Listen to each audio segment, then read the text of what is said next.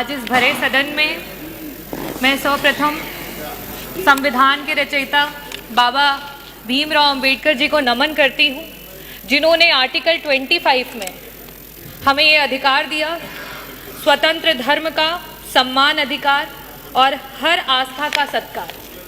और इसी के नाते आज पूरे देश में और प्रदेश में हमारे बीच में कुंभ का महापर्व जो रहा, उसमें पूरे देश से लोग आए। मैं सभी लोगों का जो आए उनका स्वागत करती हूँ। यहाँ कई प्रकार की चर्चाएं हुई और बहुत सारे शब्दों का प्रयोग किया गया। ये जो लोग विभिन्न प्रदेशों से और यहाँ तक कि विश्व के कोने कोने से आए, वो किसी राजनीति से प्रेरित होकर के नहीं आए, वो आस्था से, धर्म से और अपने देश, अपनी मातृभूमि से जुड़े हुए हैं, इसलिए वो यहाँ पर आए। महाकुंभ के आयोजन में जितना बजट होना चाहिए था, सरकार ने उसकी कमी की। महाकुंभ में जो सुविधाएं हमारे लोगों को देनी चाहिए थी, सरकार ने उसकी कमी की। वहाँ पे गिद्ध नहीं गए थे, वहाँ पे सूअर नहीं गए थे, वहाँ पे इस देश में आस्था रखने वाले, इस देश को लोकतांत्रिक समझने वाले, इस देश में भाईचारे को आगे लेकर के जाने वाले लोग वहां पे पहुंचे थे। मैं इस सदन में आज बहुत सारी चर्चाएं हुई, बहुत सारी बातें कही गई। बजट की जबकि चर्चा होती है तो बजट में किस तरीके से डिवीजन होता है उसकी बात होती है।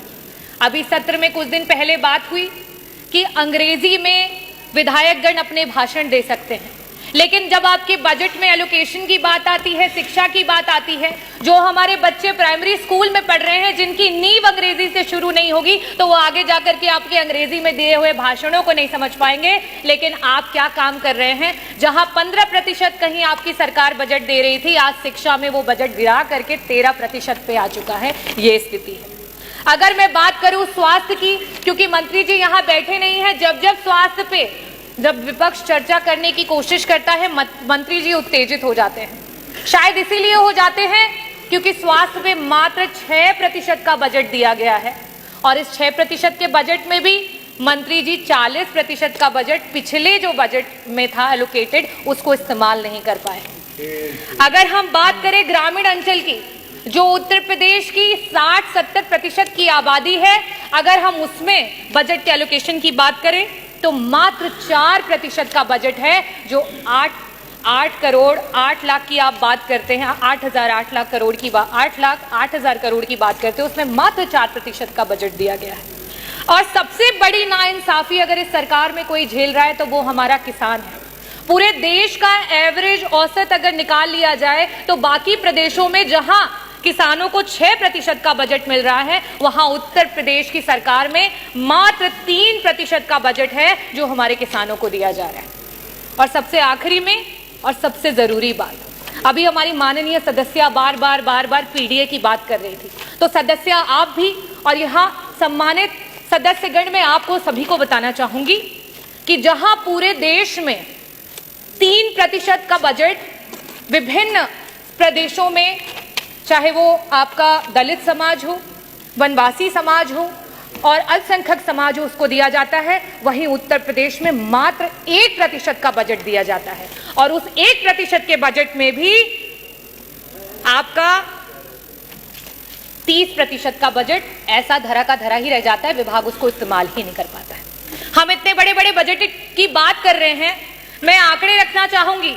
शिक्षा विभाग में वर्तमान में 14% का बजट जो है वो शेष रह गया, इस्तेमाल नहीं कर पाए। स्वास्थ्य में 40% का बजट ऐसे ही रह गया, उसे इस्तेमाल नहीं कर पाए। आवास में 46% का बजट रह गया, जिसे इस्तेमाल नहीं कर पाए। SC ST माइनॉरिटी में 30% का बजट है, जिसे इस्तेमाल नहीं कर पाए। अगर हम सिंचाई एवं बाढ़ नियंत्रण की बात करें, 35% का बजट है, जिसे इस्तेमाल नहीं कर पाए। अगर हम ट्रांसपोर्ट और PWD की बात करें, 6% का बजट है, जो पुराना बजट है, जिसे आप इस्तेमाल नहीं कर पाए। समाज कल्याण के मंत्री जी यहाँ बैठे हैं, 23% का बजट आज ऐसे ही पड़ा हुआ है उसे इस्तेमाल नहीं कर पाए। कृषि विभाग वैसे ही 4% किसानों को दिया जा रहा है बजट में से, उसमें से भी 10% बजट ऐसे ही धरा का धरा रह गया, उसे इस्तेमाल नहीं कर पाए। तो मैं बजटों पे बहुत बातें नहीं करूंगी, क्योंकि जो पुराना है उसे ही नहीं इस्तेमाल कर पाए तो बड़े बड़े बजटों का क्या हवाई लूटी जाए।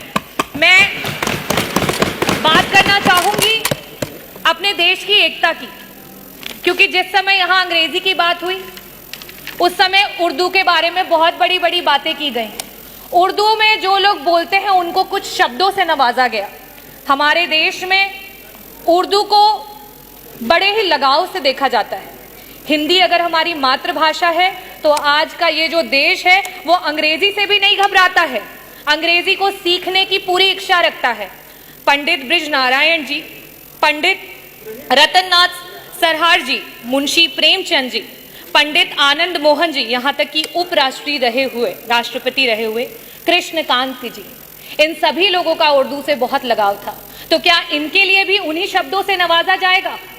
मैं आखिरी में सिर्फ यही कहना चाहती हूँ, ये विकसित देश है, ये प्रगतिशील देश है और ये युवाओं का देश है, और युवाओं की यही आवाज है कि रावण नहीं हम पलने देंगे साधुओं के वेश में, रावण नहीं हम पलने देंगे साधुओं के वेश में, अफजल नहीं पनपने देंगे अब्दुल कलाम के देश में, हिंदू हो या मुसलमान अब शीश नहीं कटने देंगे, कसम तिरंगे झंडे की अब ये देश नहीं बटने देंगे। जय भीम, जय भारत, बहुत बहुत धन्यवाद।